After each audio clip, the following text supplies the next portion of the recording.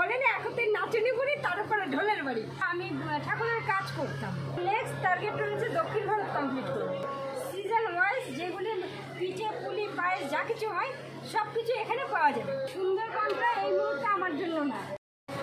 দিদি সবাই তো সুন্দরবনে গেল, তুমি যাওনি? তুমি ইনভাইট পাওনি নাকি?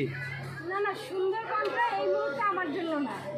আমি যে বনে বাস করছি এই বনটাকে আগে সুন্দর করব, আগে এই বনে যাবো। তোমার মোটামুটি কোথায় যাওয়ার ইচ্ছা? মানে একটা শখ তো সবার থাকে যে আমি এখানে যাব, ঘুরতে যাব দীঘাতে বা সুন্দরবনে। দীঘাতে গত মাসে গেছিলাম। হ্যাঁ, আমার উত্তর ভারত পুরো কমপ্লিট হয়ে গেছে। হ্যাঁ, এবং আমার নেক্সট টার্গেট রয়েছে দক্ষিণ ভারত কমপ্লিট করব। দক্ষিণ ভারত?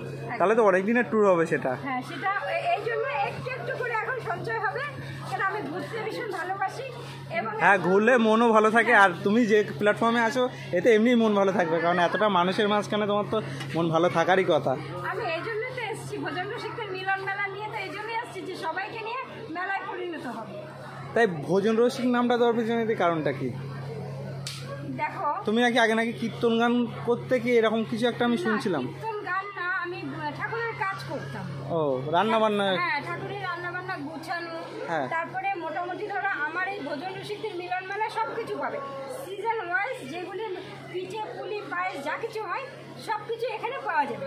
এইটাই ছিল আমার জগৎ, ঠিক আছে? হ্যাঁ। এবার এক সময় ভাবলাম যে সবাই বলছিল আপনার রান্না ভালো, রান্না ভালো।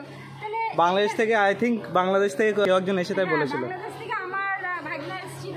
ভাগ্নে, তোমার নামটা কিন্তু করে দিয়েছে। হ্যাঁ, এই কিছুক্ষণ আগেও ফোন করেছিল। ও, তা আমি বললাম যে ভাগনা তোমার আশীর্বাদটাই কারণ। মামি আর ভাগ্নে, ভাগনার মধ্যে ভাগনা কিন্তু বড়। হ্যাঁ, তো ভাগনা আশীর্বাদ করলে কিন্তু মামি সেটা পেয়ে যায়। একদমই।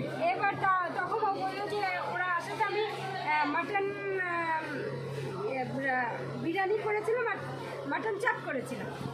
এবার খেয়ে বলছে যে মামি এত সুন্দর তুমি রান্না করতে পারো, তাহলে তুমি একটা দোকান দিতে পারো না? আর বলেনি এখন নাচনি করি, তার উপরে ঢোলের বাড়ি। মানে আমার মনে মনে ইচ্ছেই ছিল একটা দোকান করবো। ও এসে আরেকটু আজকে দিল। হ্যাঁ, তারপর দোকানটা করেই ফেললে এক লাস্ট।